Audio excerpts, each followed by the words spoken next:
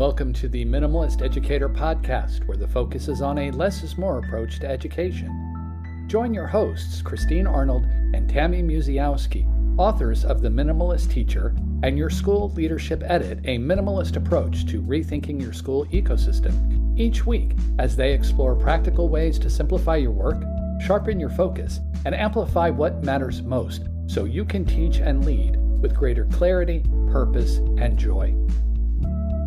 On this week's episode, we're joined by Dr. Melissa Sadorf. She has a great discussion with us all about rural schools, and her pare down pointer is to make sure that you protect the core mission of teaching and learning. Dr. Melissa Sadorf is the Executive Director of the Arizona Rural Schools Association and an Assistant Teaching Professor in the Educational Leadership Department at Northern Arizona University. With over 30 years of experience in educational leadership, she's the author of The Resilient Rural Leader, Rising to the Challenges of Rural Education. A passionate advocate for rural education, Dr. Sadorf works as a consultant through Vela Educational Consultants, offering leadership development and professional learning. She's also the host of the Rural Scoop podcast and a nationally recognized voice in rural educational leadership. Hello, everyone, and welcome to this week's episode of the Minimalist Educator Podcast.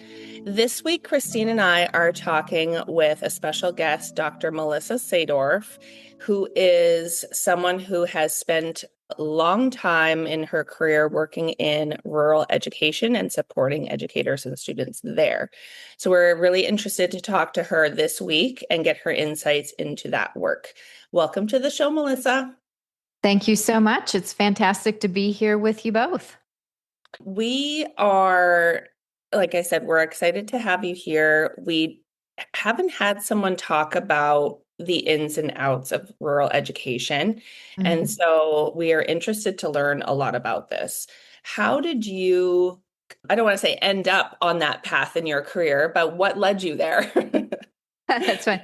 Well, I never left the rural landscape of education. I grew up as a rural student in Arizona and went into teaching in a rural school in the town that I grew up in, and was there until I left in 2012, went from the classroom to the principal seat. And then in 2012, I took a superintendent's position of another district in Arizona and was there for the last 12 years of my career. So rounded out 32 years, all of it spent in rural education here in Arizona. So I never left. That's really cool sorry, Christine, I know you were going to say something, but it is really cool to hear about people who have kind of stayed with where they grew up or have gone into a career that's similar to what they grew up in. So as someone who spent their school years as a learner, as a student who spent their time in rural education and then supports and continues to support educators in the same type of realm, what are some of the things that have been consistent across your kind of lifetime in rural Arizona in education?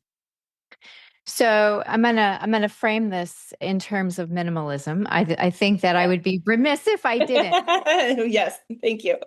So, and minimalism isn't about doing less for students. I think and especially in rural communities where we're pretty thin on resources and access anyway, minimalism in a rural education setting really is about removing the excess from the distractions from what matters most. And that is the relationships that we cultivate in our communities with our stakeholders.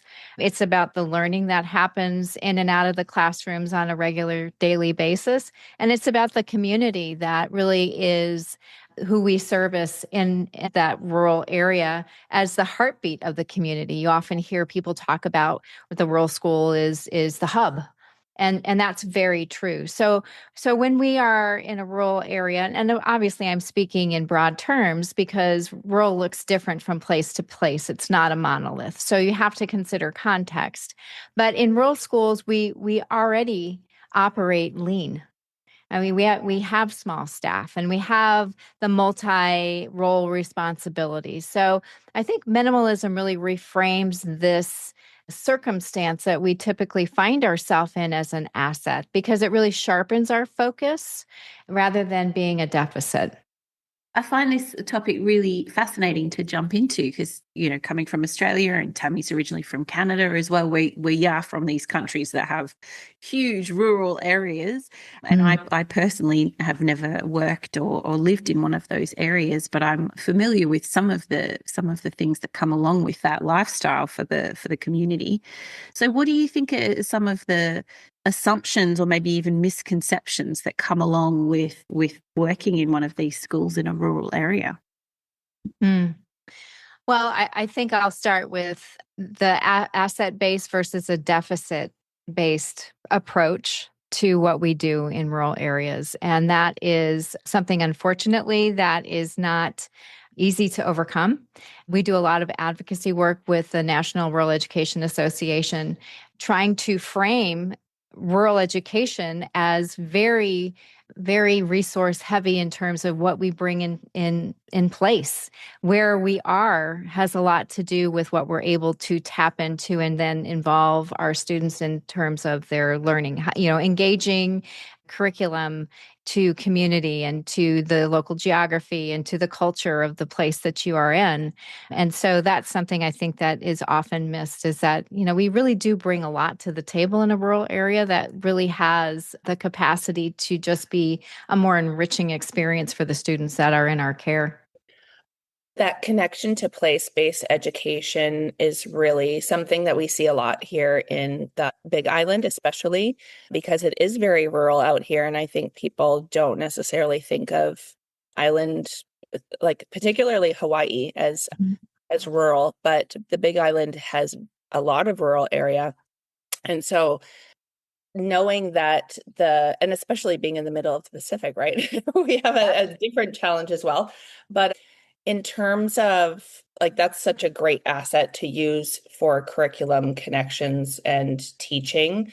What do you notice in your experience when working with teachers or even as a principal or even as a superintendent, I guess, just depending on kind of how you were working with this, but what is the feeling for teachers, or what has been the feeling for teachers knowing that there might be limited resources and they have to take on, more hats potentially than a teacher would in a heavily staffed school? Because that feels like a really heavy responsibility. Sure. Well, I'm gonna start by answering your question around a place like Hawaii, where you talk about that connection to place, and I think, it's part of the answer to your question. But preserving that rural identity, I think, is really important. And when you talk about minimalism as far as clarity of purpose, for rural schools, that often means holding really tight onto that cultural and historical and community tradition that is really evident in all of the rural communities that I've been in, and I'm sure you both too, even in different countries, that it's not about cutting away identity when you don't have a lot of assets. It really is about centering it. And there are programs that make rural schools really that hub of community life. But when you talk about limited resources and having that multiple hats that they all wear, one of the things that comes to mind for me is minimalism in leadership. And this was me as a superintendent, and it was also me as a principal. It means protecting teachers from initiative fatigue and getting really focused on what we're doing and clarifying what's the professional development that is truly needed and how are we mentoring to make sure that those few high impact practices that we're focusing on are really where we're spending our time. It's where we're spending our budget. It's where we're spending our thought rather than overwhelming the staff with every new thing that comes down the pike. And so, that was certainly one of the places that I really paid close attention to, because we know that burnout is, we started talking about it 5 years ago with COVID. And it certainly is not something that has gone away just because we're not in the same place we were 5 years ago with a pandemic. But we want to make sure that we're protecting our staff. We have a recruitment and retention problem right now, not just in rural communities, but in urban and suburban communities. And that pipeline is really, really running very thin. And it also has impacted leadership. And so we're seeing that pipeline into leadership also being turned off. And so, we've got to protect the people that are there now. We also understand in rural communities that we don't have a lot of applicants for the positions that are open. And so we have to coach up rather than push out. And it's really getting focused on what's important, what do they need to know, and how am I going to make sure that I get them there? Yeah, that's something I feel like I've been having conversations around a lot about recently, is that idea of retention rather than just getting new teachers in. I feel like that's kind of investing focus in the wrong areas. Well, it's still important, you do have to look after the people that are already in the profession. Right. It's really interesting to hear about the initiative fatigue. I don't know, I guess maybe naively, idealistically, I would have thought life at a rural school might be simpler and that sort of initiative fatigue might not hit you as hard, but you still find that is a real problem for you? Sure. I mean, we have to do the same things that are being done in urban and suburban schools, just with fewer people and fewer programs and fewer access to curricular resources or community resources. And so, with that kind of leanness, you have to do with what you have. I call it a baling wire and duct tape approach to getting schooling done, because you do with what you have, which means the human capital around you are who you tap into. And it's very easy to have people take on more than is probably wise for them in an effort to get things done. We want to make sure that we're not encouraging too much involvement. We want to spread the wealth. That distributive leadership that we talk about as leaders is something that really is not just a nice to have, but it's a need to do in a rural community. Can you talk a little bit more about that specifically, distributive leadership? Because I think it's something that people hear about, but they don't necessarily know how to do it or how to make it effective. And so, like Christine and I, when we taught together, we were part of that kind of model, which was really, you do feel a sense of like, okay, we're all taking on different pieces. Yes, that adds a little bit more, but we're doing this collectively and together. And so can you talk about what that looks like or looked like in your role? Yeah, sure. Well, I'm going to start with making sure that things are streamlined as far as professional work, because as a leader, you are the instructional leader in the building, but you are also the manager. And so that's a fine line. So for teachers, that means that I'm making sure that I'm not asking them to do unnecessary paperwork or redundant assessments. I want to make sure that I'm giving back time for instruction and student feedback and those kinds of things that are important for teaching and learning to happen in the classroom. And focusing on, rather than every metric, I'm going to be focusing on just a few key indicators like attendance and graduation readiness and where are they going post-secondary as far as their pathway. Is it career? Is it the military? Is it a community college? What do those things look like? But then, in addition to that, when I've removed the chaff from the wheat, so to speak, as far as what really needs to get done, distributive leadership is making sure that I am investing in the leadership capacity and development of the people on my staff. And it wasn't always teachers in the classroom. It could have been my classified staff as well. And so I can't, as a rural leader, do everything for everyone all the time. I would burn myself out and then I'm no good to anybody. So it was, what are the gifts that those teachers or those classified staff bring, whether it's around they are comfortable with technology or they're very good at disaggregating data or they're really good at strategic planning and coming up with goals for grants. Whatever those things were, It was giving them the space and the opportunity to take that on as a role that then they could lead forward with, knowing that their first responsibility was as teacher in the classroom or parapro in the classroom or secretary in the front office, but also providing them the opportunity to grow their leadership capacity. And in doing so, not only was I giving them the opportunity to grow, I was also getting things done in a way that it wasn't all me that was doing it. It wasn't a small core group of people that was doing it. Everyone in the system had the opportunity to take on a larger role and to provide leadership to the whole school, the whole district. And so you just, as a role leader, it is, like I said, it really is the way that you are going to lead best, is if you're pulling other people into those leadership roles with you. Yeah, fair enough. So it sounds like a really key thing that you're speaking to here is that idea of like having a really rich knowledge base about the people that you've got around you, about the place that you're in, the identity of the community. Do you think that that's really at the heart of getting to the purposeful leadership? It all is predicated on relationships and knowing your staff, allowing them to know you, being vulnerable. It's people over programs and making sure that not only do you know everyone by name, you know your students by name. It just, you strip away the clutter, minimalism, stripping away the clutter to make sure that relationship-driven leadership and teaching is really where we're going to land. And that's for everyone in the system. That's for all of our stakeholders, where it's an issue of connection over compliance and making sure that we know that these things need to get done, but that relationship is what starts everything. It's the foundation of everything.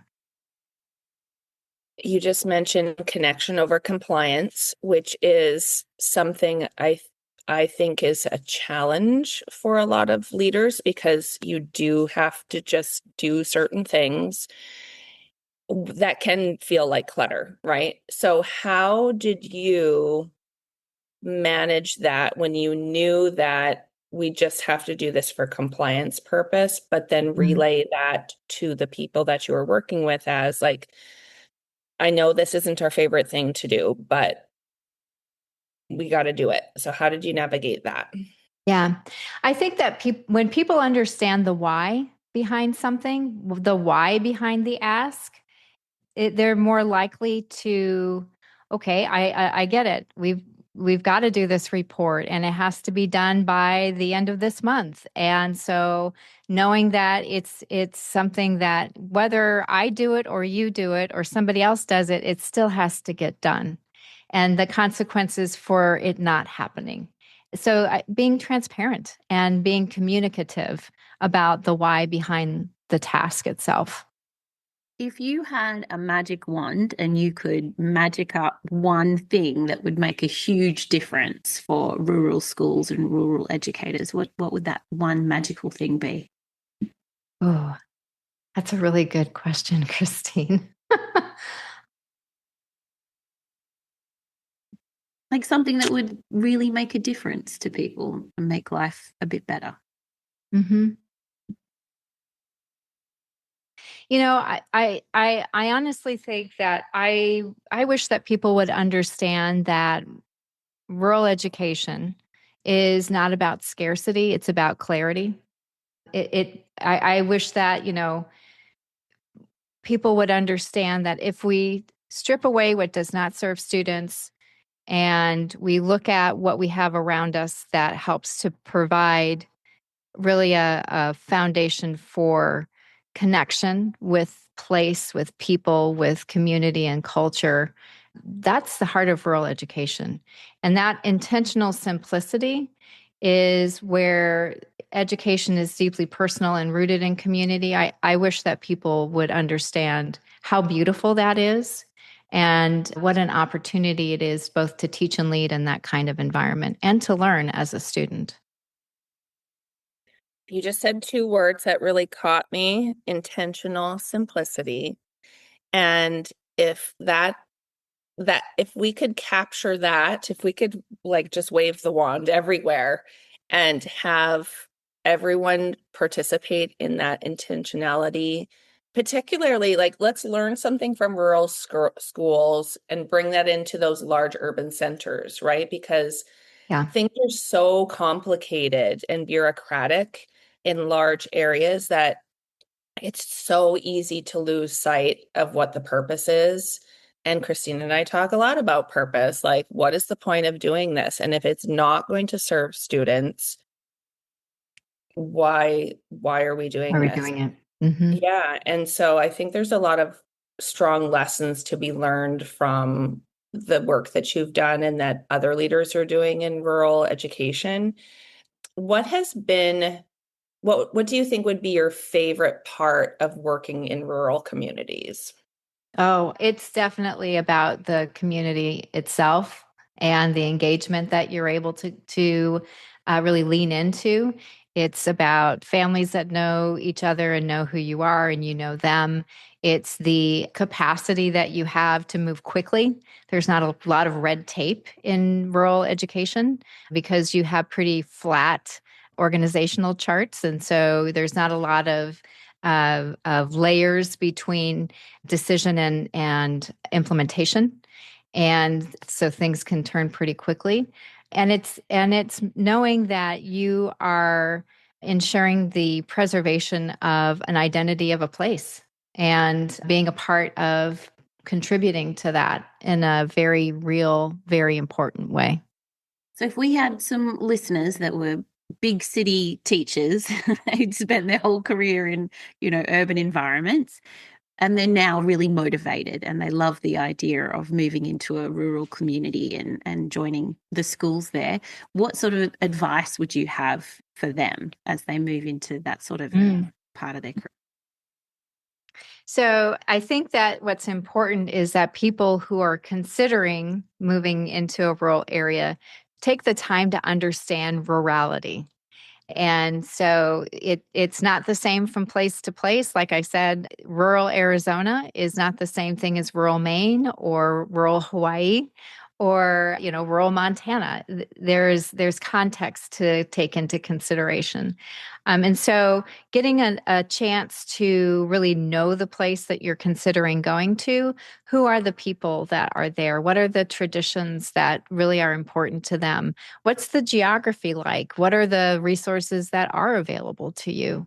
And spending some time really doing some research on what does it mean to be a rural educator in that particular place would be really important. A lot of educator prep programs now and leadership prep programs following that are focusing at least a course, if not some experiences within a teacher internship or something like that, on being in a rural area and doing your hours or your practicums in a rural place because it is different, and not having an understanding before you go into that kind of environment, you might get lost. And it's really important to have an understanding of what you're stepping into before you get there. So I would hope that people that are considering that would make sure that they take that extra step and go spend some time in a rural area so that you know what does it mean to be in a rural area.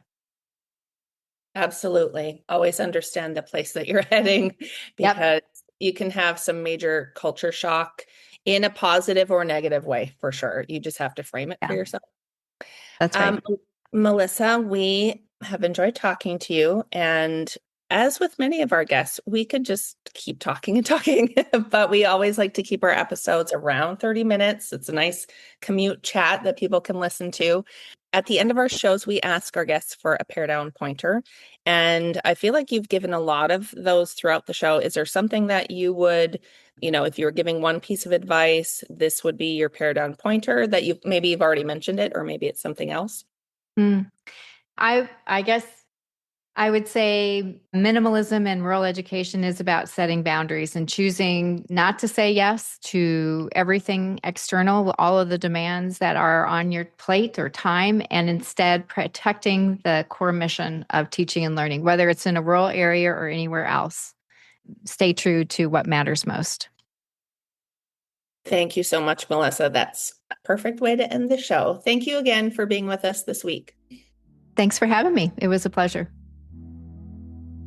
This episode is sponsored by Plan Z Education Services, supporting educators with forward-thinking professional learning that puts both student impact and teacher wellness at the centre.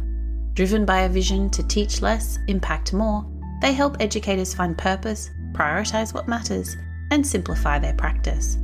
Learn more at planzeducation.com.